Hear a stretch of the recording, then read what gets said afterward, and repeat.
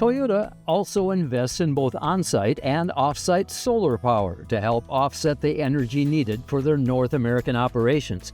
Here in West Virginia, there's even a flock of over 40 sheep that meanders around this 5-acre solar array. Each one of these guys can eat 4 pounds of grass and weeds per day, reducing the need for destructive mowing and herbicide use, while improving soil health and the farmer's bottom line. Now, the technical term for this is agrivoltaics, but I like to simply call it LAMBscaping. Toyota environmental engineer Amanda Young came up with many of the ideas for the apple tree orchard surrounding Biodiversity Park and the flock of sheep to mow the solar farm grass. Even though we need industry, we still need agriculture. So as a collaborative effort, instead of traditional mowing, we decided to graze them with sheep.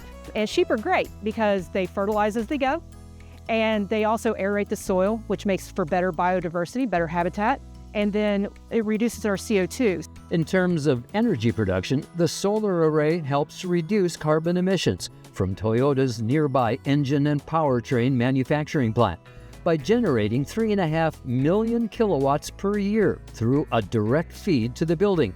And Amanda says the surrounding Biodiversity Park is a huge commitment to our environmental future. We need to focus really on building the habitat, making sure it's native, and correcting the things we can correct. So we want to build the habitat here, and what you'll see is as you go through this habitat is a lot of the native species has come back. Every acre of plant or industrial space that we have, we want to set aside an acre of native habitat to balance that off, offset our footprint. And we, as Toyota, have done a great job with that, I think.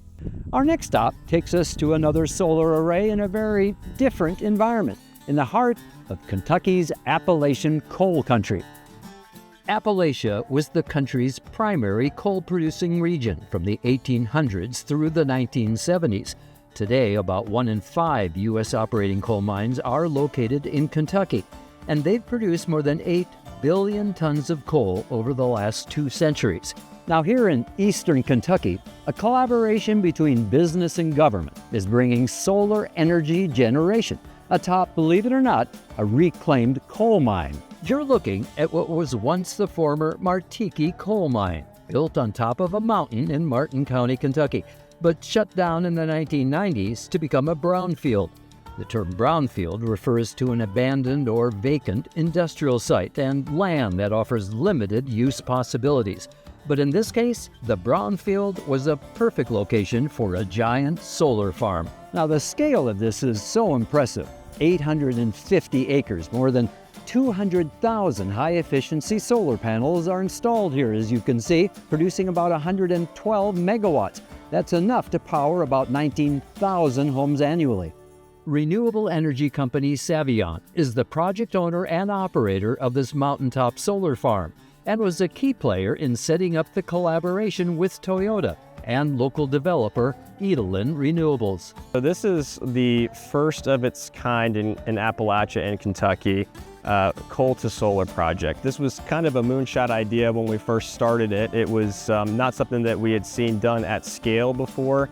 This is a large transmission scale project, so there hasn't really been a case that we're aware of where another solar project of this size has been built on a former mine site. But we saw a lot of opportunity here.